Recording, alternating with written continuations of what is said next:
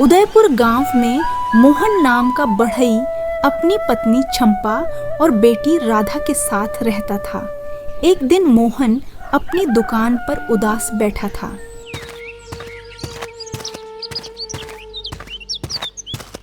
अरे क्या हुआ मोहन मेरे भाई, उदास क्यों बैठा है? हूँ किस बात से इतना परेशान है रे? क्या बताऊं किशन भाई, साहूकार का कर्ज चुकाने का कल अंतिम दिन है और ऊपर से गांव वाले मुझसे काम भी नहीं करवाते। पता नहीं सब के सब रामलाल सेठ और गिरधारी सेठ से ही काम क्यों करवाते हैं।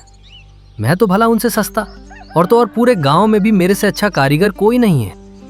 अरे भाई, ये उन बड़े सेठ लोगों की साजिश है ताकि तुम्हारे पास कोई भी काम ना रहे और तुम थक हार कर ये दुकान ही बंद कर दो, जिससे उनकी दुकान अच्छे से चलती रह सके। अब क्या करूं हरिया भाई, मेरे तो कुछ समझ में नहीं आ रहा। हो सके तो तुम ही कोई मदद कर दो भाई। क्या बताऊं मोहन भाई, मेरी भी हालत कुछ तुम्हारे जैसी ही हो रखी है। घर में खाने के लिए दाने नहीं हैं और जिस दिन मुझे कोई काम नहीं मिलता उस रात हमें पानी पीकर ही सोना पड़ता है। अब ऐसी हालत में मैं भी तुम्हारी मदद नहीं कर सकता। होनी को कौन टाल सकता है, जो किस्मत में होना है वही होगा। अब तुम भी क्या कर सकते हो मोहन भाई, देखते हैं कल के दिन किस्मत में क्या लिखा है। उसके बाद किशन यहाँ से चला जाता है और मोहन सोचने लगा कहाँ से लाऊं इतने पैसे। तभी उसे उन ग्राहकों की याद आती है जो उससे उधार में सामान लेकर गए थे। थोड़ी देर बाद मोहन अपने ग्राहक जोरावर सिंह के पास पैसे लेने पहुंच जाता है। अरे जोरावर भाई। अरे मोहन, कहो भाई, कैसे आना हुआ है? जोरावर भाई, तुमने 1 महीने का नाम लेकर उधार में सामान लिया था मेरे से, लेकिन 4 महीने बीत गए। मैं पिछले 3 महीने से चक्कर लगा रहा हूँ, अभी तक उसके पैसे नहीं दिए तुमने। अरे रे मेरे मोहन, 1-2 महीने तो ऊपर नीचे हो ही जाता है? 1000 रुपए ही तो है, मिल जाएंगे। ऐसे रोज रोज मत आया कर मेरे पास पैसे मांगने, ले जाना अगले महीने। नहीं, अब मैं 1 दिन भी नहीं निकाल सकता। मुझे अभी के अभी पैसे चाहिए। कर मुझे साहूकार का कर्ज चुकाना है। अगर कर्ज नहीं चुका पाया तो वो हरामी साहूकार मेरी दुकान हड़प लेगा। अबे बेशर्मी की भी हद होती है। तुझे बोल दिया ना, एक बार में समझ नहीं आता क्या है? ज्यादा नहीं तो थोड़े बहुत पैसे ही दे देते हैं। बस, अब अगर एक शब्द भी बोला ना तो भूल जाना पैसे। एक फूटी कौड़ी भी नहीं मिलेगी तुझे, समझा? चल भाग यहाँ से, आया बड़ा पैसे मांगने वाला। इतना सुनकर मोहन निराश होकर यहाँ से चला जाता है। हे राम राम राम राम राम, ऐसा दिन किसी को मत दिखाना। तभी मोहन पत्थर से ठोकर लगने पर गिर जाता है, जिसे देखकर आसपास के गांव वाले उस पर हंसने लगे। तब टूटा दिल लेकर मोहन चुपचाप यहाँ से चला जाता है और अपने दूसरे ग्राहक के घर जाता है, जो गांव का कंजूस पैसे वाला आदमी है। भाग्यवान, ये पकड़ पैसे, इनको ध्यान से तिजोरी में रख देना। हाँ, इनमें से 1 पैसा भी कम नहीं होना चाहिए, समझ गई ना? ठीक है जी। अरे कोई है क्या घर में? गिरधारी, ओरे गिरधारी, घर पर है क्या रे? कौन है? आ रहा हूँ भाई। मोहन, तुम हो? आओ। वैसे आज मेरे घर कैसे आना हुआ भाई तुम्हारा? हाँ, मैं तो पैसे लेने आया हूँ, जो 2 महीने पहले तुम दुकान से उधार में सामान लेकर आए थे ना, अभी तक लौटाए नहीं। अच्छा, याद आया मोहन। तेरे पैसे दे तो देता भाई, पर इस बार हाथ में नहीं है। अगले महीने आकर ले जाना पैसे। लेकिन गिरधारी, मुझे तो पैसों की अभी जरूरत है। कल साहूकार का कर्जा चुकाना है। पूरे नहीं तो कम से कम थोड़े बहुत तो दे दो, उन्हीं से काम चला लूंगा। अबे बोला ना, इस बार हाथ तंग है। इन पैसों से कौन सा तेरा सारा कर्जा चूक जाएगा? इतने तो है ही नहीं, और तेरे पैसों को लेकर मैं कहीं भाग रहा हूँ क्या? हैं? अरे गिरधारी, थोड़े पैसे तुमसे और थोड़े बहुत दूसरों से ले लूंगा। ऐसे करके पैसे हो जाएंगे तो मैं साहूकार का कर्जा चुका दूंगा, और अगर पूरा ना चुका पाऊंगा तो कम से कम मुझे कुछ दिनों की और मोहलत तो मिल जाएगी ना। नहीं तो वो साहूकार मेरी दुकान हड़प लेगा। अबे एक बार बोलने से समझ नहीं आता क्या? नहीं है पैसे, चल जा यहाँ से। ठीक है गिरधारी, इसमें तेरी कोई गलती नहीं। मैं ही पागल था जो सबके बार बार मना करने पर भी पता होते हुए तुम जैसे लोगों को उधार में सामान दे देता था। इतना कह के मोहन दुखी होकर अपने दूसरे ग्राहक के घर की ओर चल देता है। स्वामी, आप इसको पैसे दे क्यों नहीं देते? वो कितनी बार घर आ चुका है पैसे मांगने। पैसे रखे तो है तिजोरी में। मुझे तो बेचारे पर दया आ रही है। जरूर इसे पैसों की सख्त जरूरत है। अरे रे रे रे, चुप कर। जब देखो कचर कचर कचर बोलने का एक भी मौका नहीं छोड़ती।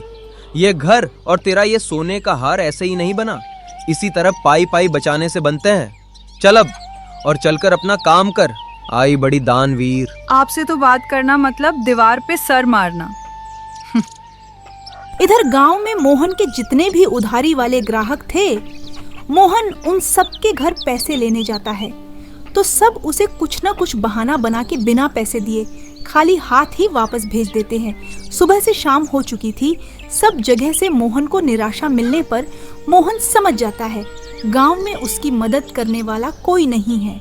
अब मदद तो सिर्फ ऊपर वाला ही कर सकता है।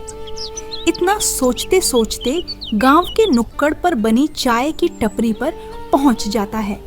घासी काका, एक चाय मिलेगी? अरे क्यों नहीं मोहन, जरूर जरूर, आओ आओ, अभी तुम्हारी ही बात चल रही थी। अरे रे रे रे मोहन, पैसे तो है क्या तेरे पास? हाँ, या ऐसे ही मुंह उठाकर चला आया? कहीं बेचारे घासी को बर्बाद करने का इरादा तो नहीं है ना तेरा? हाँ, बिल्कुल सही कहा मुखिया जी आपने।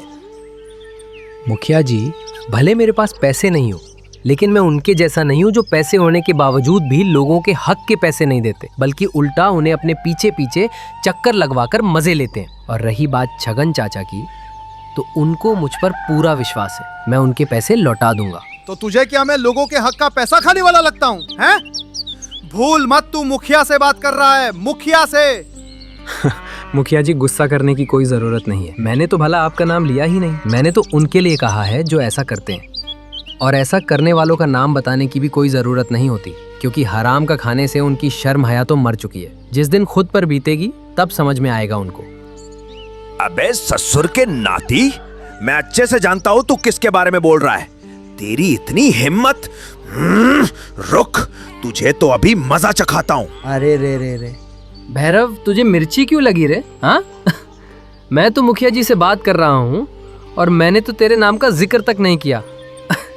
अब क्या करें मुखिया जी, कुछ लोग होते ही ऐसे हैं जिनके नाम बोलने की कभी जरूरत ही नहीं पड़ती, बल्कि खुद ही साबित कर देता है कि बात उसी की चल रही है। अरे मोहन बेटा, शांत शांत, मुझे इस गांव में किसी पर भरोसा है तो वो सिर्फ तुम ही पर है। अरे इनको क्या पता, जिस दुकान पर बैठकर ये लोग चाय की चुस्की लेते हैं वो तेरी ही बदौलत है मेरे पास। तुम उस समय पैसे देकर मेरी मदद नहीं करते तो मेरे हाथों से ये दुकान चली जाती। छोड़ो इनको, ये पूरा गांव ही ऐसा है। मदद लेने तो भागे भागे आते हैं, लेकिन मदद करने की बारी आती है तब बहाने बनाते हैं। हाँ सही कहा घासी काका, इस गांव के लोग है ही एहसान फरामोश। घासी, तू भी मुझे ऐसा ही समझता है, हैं? अरे भूल मत, मैं इस गांव का मुखिया हूँ, मुखिया। मैंने कितना कुछ किया गांव वालों के भले के लिए। तो आज ये बात कह ही दी आपने मुखिया जी। तो चलो, आज हमें अपना एक भी ऐसा काम गिना दो जो आपने मुखिया बनने के बाद गांव वालों की भलाई के लिए किया हो। मुझे मोहन पर पूरा विश्वास है, क्योंकि मदद करने के लिए दिल बड़ा चाहिए। अरे अपने गांव में धनी सेठ साहूकारों के होने के बावजूद किसी ने भी मेरी सहायता नहीं की थी, लेकिन गरीब होने के बावजूद मोहन ने ही मेरी मदद की थी। और अगर आपको मेरा कहा सही नहीं लगे तो आज मोहन की मदद करके ये साबित कर दो आप सही है और मैं गलत। हाँ तो घासी, पैसे खून पसीने और बड़ी मेहनत करके कमाए जाते हैं, यूं ही लोगों में बांटकर बर्बाद करने के लिए नहीं होते, समझा? आपसे यही उम्मीद थी मुखिया जी। मेहनत की बात आपकी जुबान से अच्छी नहीं लगती। अरे भोले गरीब गांव वालों की मजबूरी का फायदा उठाकर उनकी जमीन हड़पना, उनको ठगने के काम को तुम मेहनत की कमाई कहते हो? शर्म करो, शर्म। शर्म से पेट नहीं भरता घासी, उसके लिए पैसे होने चाहिए, पैसे। अरे बिना फायदे के तो मदद में अपने भाई की भी ना करूं, मोहन और गांव वालों की तो दूर की बात है। चाहे कोई मुझ पर भरोसा रखे या ना रखे, मुझे क्या। इतना बोलकर मुखिया यहाँ से चला जाता है। तभी मोहन टपरी पर बैठे लोगों से मदद मांगता है तो सब लोग मदद का नाम सुनकर टपरी से चले जाते हैं। यह देखकर मोहन टूट जाता है और थक हार कर टपरी पर ही बैठ जाता है। बेटा मोहन, होनी को कोई नहीं टाल सकता। आज मेरे पास दुकान है तो वो सिर्फ तेरी ही वजह से है। अब पैसे तो है नहीं मेरे पास, लेकिन ये दुकान साहूकार को देकर तेरी दुकान छुड़वा लेते हैं। बस मैं तो तेरी इतनी ही मदद कर सकता हूँ बेटा। नहीं काका, मैं अभी जवान हूँ, मेहनत मजदूरी करके परिवार पाल लूँगा। मगर आप इस बुढ़ापे में? नहीं, मैं इतना मतलबी नहीं हो सकता जो अपने फ़ायदे के लिए दूसरे का घर उजाड़ दूँ। अरे काका, मैं जिनके उधार के पैसे मांगता हूँ वे सब गांव के पैसे वाले आदमी हैं। वे लोग ही बहाने बना रहे हैं अगले महीने ले जाना। उनको कैसे समझाऊं? बाद में मेरे किस काम के पैसे? मेरी तो किस्मत ही खराब है। अब कल पता चलेगा लाला क्या चाहता है, मेरी दुकान बचती है कि नहीं। इतना कहकर मोहन चाय की टपरी से चल देता है। तभी घासी काका बोलता है, हे ऊपर वाले, मोहन की मदद कर। ऊपर वाले, मोहन की मदद कर। ये गांव का सबसे ईमानदार और नेक दिल इंसान है। मैंने इसे बहुत मना किया। गांव वालों को उधार में सामान मत बेचाकर पैसे नहीं आएंगे वापस। सब तेरी तरह नहीं होते। शाम को थक हार कर निराश मोहन घर पहुंचा। तब घर में उसकी पत्नी चंपा परेशान बैठी उसका इंतजार कर रही थी।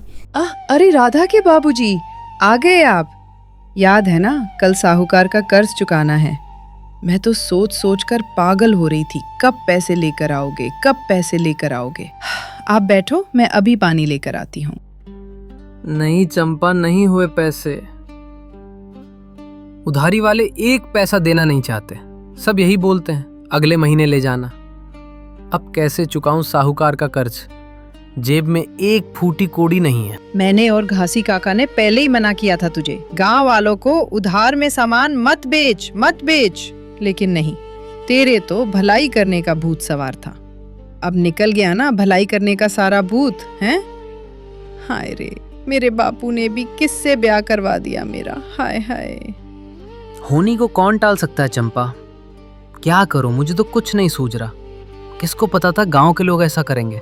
आपकी यही भोली बातें मेरा दिल जीत लेती हैं। मुझे माफ कर देना स्वामी, मैंने गुस्से में आपको गलत सलत बोल दिया। इस दुनिया में आप जैसी भलाई करने की सोच रखने वाला शायद ही कोई हो।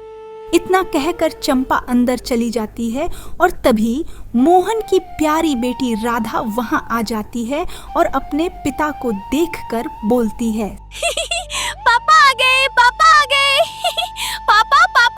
खेलोगे ना मेरे साथ?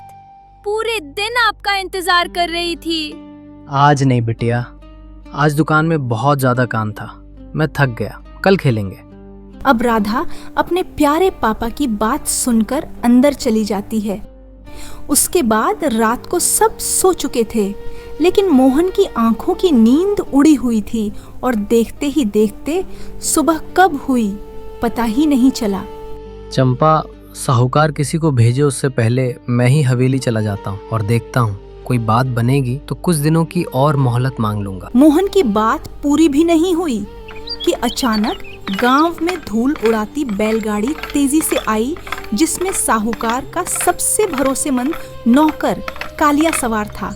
और देखते ही देखते बैलगाड़ी मोहन के घर के सामने रुक जाती है। अबे ओ मोहन, बाहर निकल। अरे आया कौन है भाई?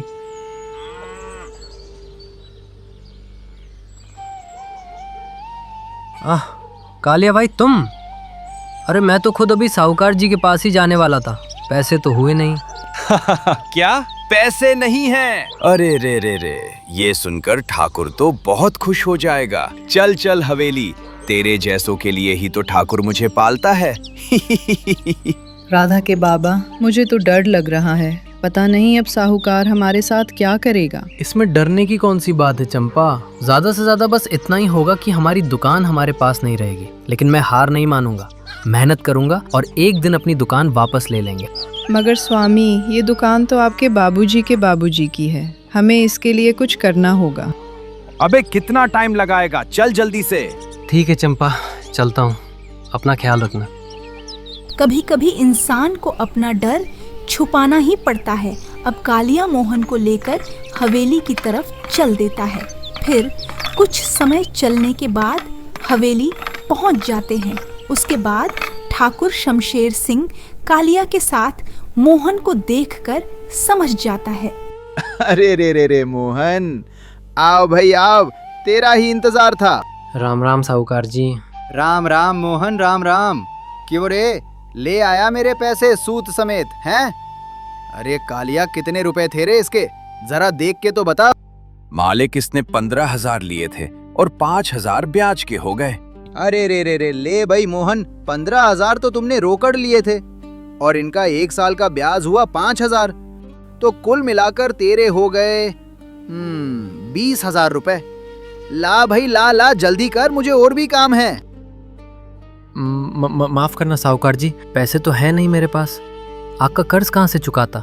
जेब में एक फूटी कोड़ी नहीं बची और गांव में जिनके भी पैसे मांगता हूँ वो देने का नाम नहीं ले रहे। मोहन, तुझे मालूम है, जब बात मेरे पैसों पे आती है तो मैं किसी की भी नहीं सुनता। और तू क्या समझा, मैं तेरा रोने धोने का नाटक देखकर बदल जाऊंगा हैं? अरे तुम गरीब लोग पहले तो पैरों में गिड़गिड़ा कर कर्ज लेते हो और जब चुकाने का वक्त आता है तब रोने का नाटक दिखा करके दया की भीख मांगते हो। अरे शर्म नाम की चीज है कि नहीं तुझ में, हैं? क्या करूं मालिक, घर में खाने के लाले पड़ रहे हैं और गांव वाले भी मुझसे काम नहीं करवाना चाहते। अब आप ही बताइए, करूं तो क्या करूं? अगर आप 1 महीने की और मोहलत दे देंगे तो आपकी बड़ी मेहरबानी होगी साहूकार जी। अरे रे रे रे बेशरम, तू ऐसे नहीं मानेगा। मुझे ही आकर तेरे घर के दरवाजे पर ताला लगाना पड़ेगा। इसमें तेरी गलती नहीं, तुम गरीब लोग पैदा ही मांग मांग के खाने के लिए होते हो। नहीं मालिक, पिछले कुछ महीनों से एक काम भी नहीं मिला। कम से कम कुछ वक्त तो देते, या फिर आप ही मुझे कुछ काम दे दो, बड़ी मेहरबानी होगी आपकी। अबे तूने क्या समझ रखा है मुझे? मैं यहाँ भलाई करने बैठा हूँ, हैं? तुझे पता है ना, पैसे के लिए तो मैंने अपने बाप तक को नहीं छोड़ा, तो तू क्या चीज है? और यकीन मान, जब मैं हिसाब लेता हूँ ना, तब ये नहीं देखता कौन है और कौन नहीं, सामने वाले की रूह निकाल लेता हूँ। इतने भी बुरे मत बनो मालिक, कुछ तो दया करो, मैं बेघर हो जाऊंगा, थोड़ा तो वक्त दीजिए, या फिर कम से कम आप ही कोई काम दिला दो। ले भाई कालिया, पता नहीं क्यों आज मैं इस गरीब की बातों में कैसे फंस गया। इसे काम की जरूरत है ना, तो अपन मीरा बिटिया की शादी का फर्नीचर नागेंद्र सेठ से बनवाने वाले थे ना, वो लकड़िया मोहन की दुकान पर भिजवा देना। पता नहीं ये गरीब कर्ज चुका भी पाएगा कि नहीं। अब शादी का फर्नीचर बना कर देगा तो कम से कम अपने कुछ पैसे तो वसूल हो जाएंगे। ठीक है ठाकुर साहब, मैं इसको अच्छे से समझा दूंगा। मोहन, याद रखना, वो लकड़ियाँ चंदन की है, ये बहुत महंगी होती है। कुछ गड़बड़ की ना तो मैं तेरा और तेरे परिवार का ऐसा हाल करूंगा जो तू कभी नहीं सोच सकता। कोई गड़बड़ नहीं होगी साहूकार जी, कोई गड़बड़ नहीं होगी। अब मैं ऐसा फर्नीचर बनाऊंगा जिसे देखकर सब लोग आपकी तारीफें ही करेंगे, देख लेना। ठीक है, लकड़ियाँ दोपहर तक दुकान पर पहुंचा दूंगा। चल अब। इतना सुनकर मोहन चल देता है। फिर हवेली से निकलने के कुछ देर बाद उसको रास्ते में घासी काका मिल जाता है। अरे रे रे मोहन बेटा, कल तो कर्ज के लिए कितना परेशान था, आज ये खुशी किस बात की? हरे हाँ, क्या हुआ? साहूकार का कर्ज चुका दिया क्या तुमने? हाँ, बस ऐसा ही समझो काका, अब अच्छे दिन आ गए। क्या कर्ज चुका दिया तूने? लेकिन कल तक तो तेरे पास पैसे ही नहीं थे, कहाँ से लाया इतने सारे पैसे? हैं? बोल बोल, जल्दी बोल, किसने दिया इतना पैसा?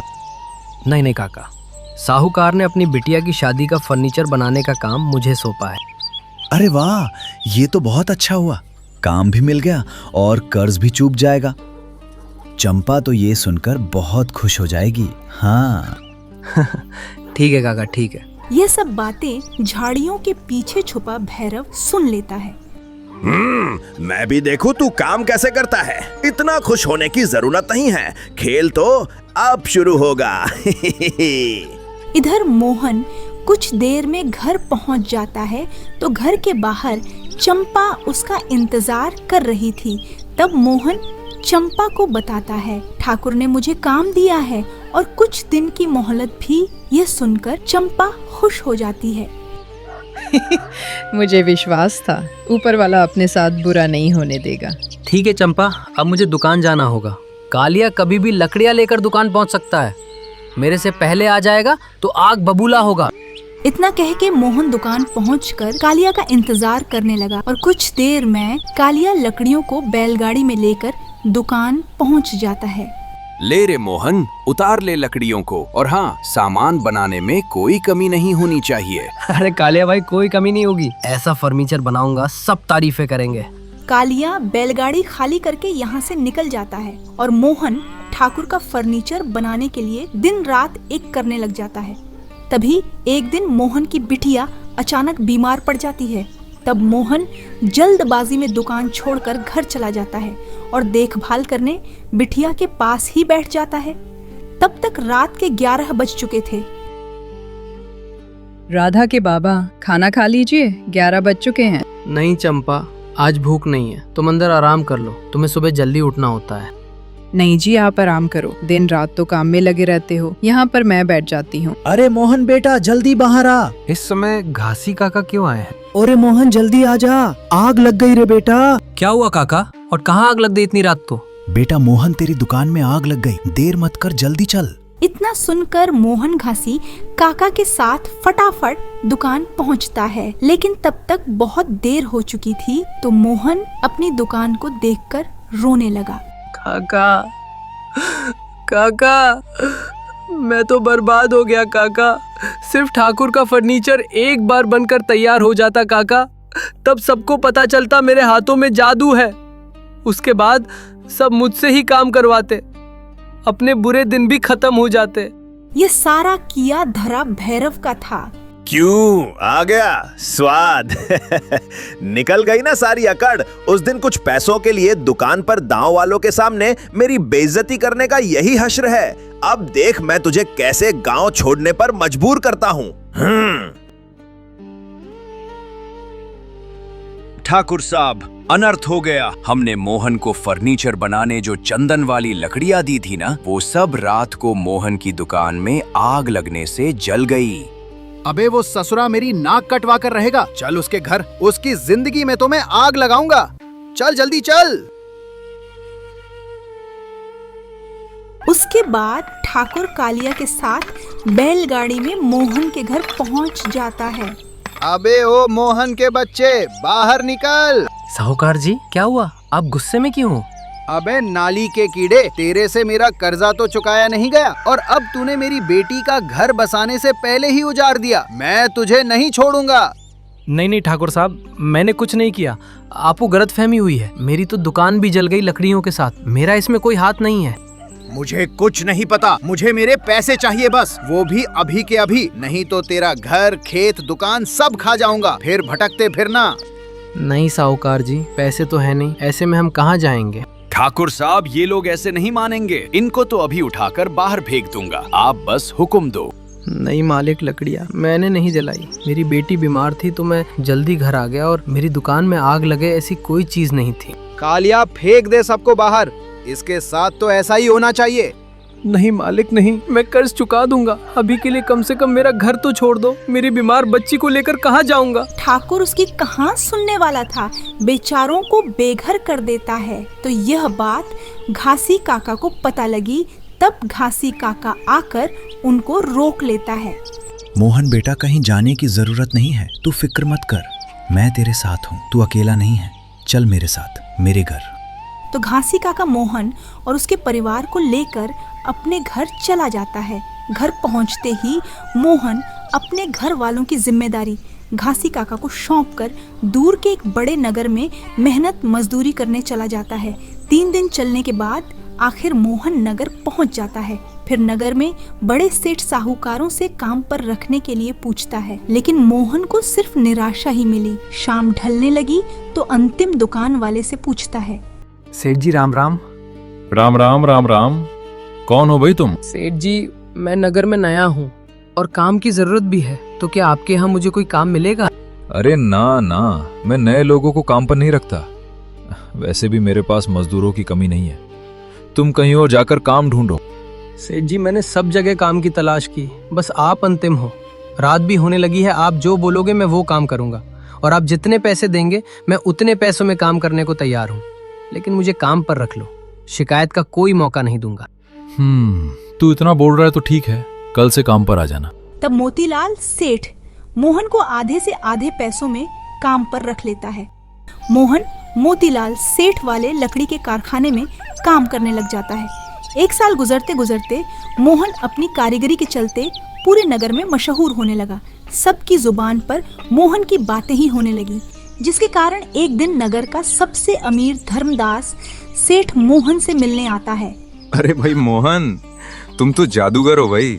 सबकी जुबान से तुम्हारे काम की सिर्फ तारीफें निकलती है। जिसे देखो बस तुमसे ही फर्नीचर बनवाना है। बस ऊपर वाली की माया है सेठ जी। वाह भाई वाह, तुमने तो मेरा दिल जीत लिया। हुनरमंद तो हो ही, लेकिन घमंड बिल्कुल नहीं। लेकिन तुम नगर के छोटे कारखाने में काम क्यों करते हो?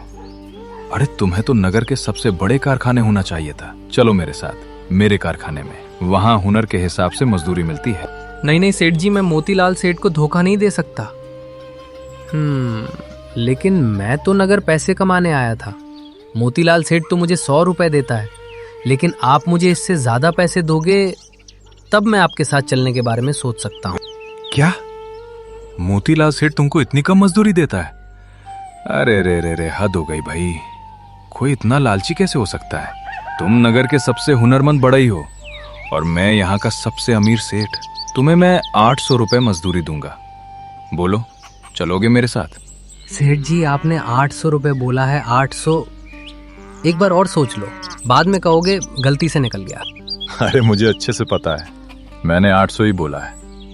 तेरी दरिया दिली और हुनर के सामने 800 रुपए भी कम है। लेकिन इतने रुपए तुम्हें नगर का कोई भी सेठ नहीं दे सकता। बात तो आपकी सही है। इतने रुपए तो मुझे आपके अलावा कोई भी नहीं दे सकता, और मैं तो वैसे भी नगर पैसे कमाने आया हूँ। मैं आपके कारखाने में काम करने को तैयार हूँ। मोहन को धर्मदास सेठ अपने साथ ले जाता है और 1 साल बाद धर्मदास सेठ मोहन की मजदूरी बढ़ाकर 1000 रुपये कर देता है। लेकिन एक बात धर्मदास सेठ के दिल में चुभ रही थी। मोहन, जब से तुम आए हो तब से मेरे दिल में एक बात चुभ रही है। तुम तो नगर पैसे कमाने आए थे ना, तो ऐसी भी क्या मजबूरी आ गई थी तुम्हें, जो इतने अच्छे कारीगर होने के बाद भी तुम उस छोटे से कारखाने में सिर्फ 100 रुपए में काम कर रहे थे? क्या बताऊं सेठ जी, इसके पीछे भी एक कहानी है।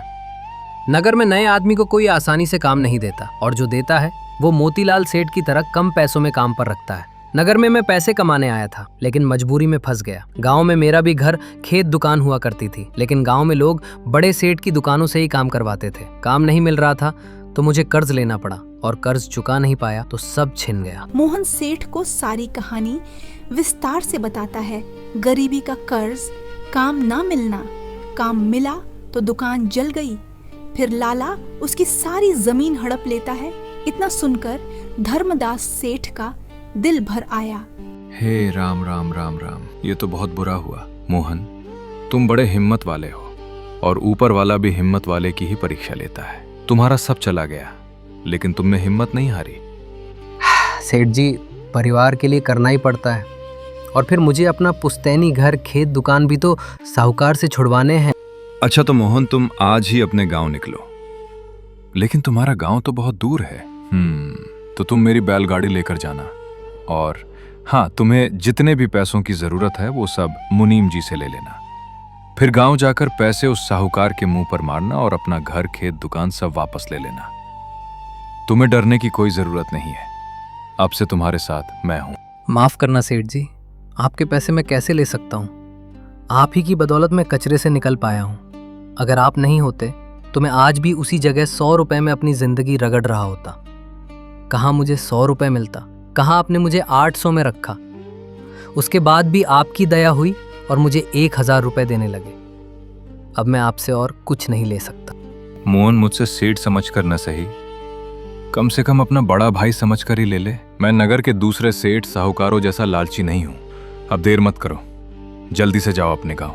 सेठ जी, अब आपने बड़ा भाई ही बोल दिया तो मैं आपकी बात कैसे टाल सकता हूँ?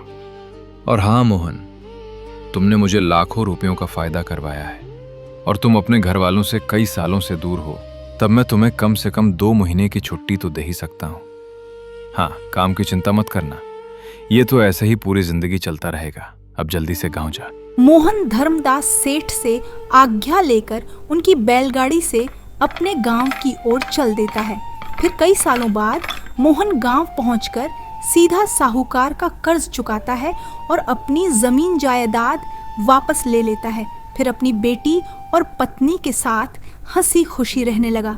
मोहन पैसे वाला बनने पर गांव के सब लोग आश्चर्य में थे। ऐसे ही एक दिन कर्ज न चुकाने पर साहूकार भैरव की जमीन जायदाद हड़प लेता है तो भैरव गांव छोड़कर जाने लगा। तब मोहन साहूकार को भैरव का कर्ज चुकाकर गांव से जाने पर रोक लेता है। तभी भैरव मोहन से कहता है, मोहन, मैंने बहुत गलत किया तेरे साथ, मुझे माफ कर देना। अरे मुझसे माफी किस बात की मांग रहा है? और ऐसा क्या हो गया है? तुमने पैसे ही तो नहीं दिए थे, इसमें माफी मांगने की कौन सी बात है? नहीं नहीं, जरूरत के समय पैसे होते हुए मैंने तुझे पैसे नहीं दिए। फिर एक दिन टपरी पर मेरा मजाक बनाया, जिसका गुस्सा मैंने तेरी दुकान जलाकर निकाला। हो सके तो मुझे माफ कर देना मोहन। क्या? मेरी दुकान तुमने जलाई? लेकिन देखो, तुमने आज अपनी गलती खुद कबूल कर ली, बस इसीलिए मैं तुम्हें माफ कर रहा हूँ। अगर तुमने मेरी दुकान ना जलाई होती तो मैं आज इस मुकाम पर कभी नहीं पहुँचता और शायद ही मेरे पास इतना पैसा होता।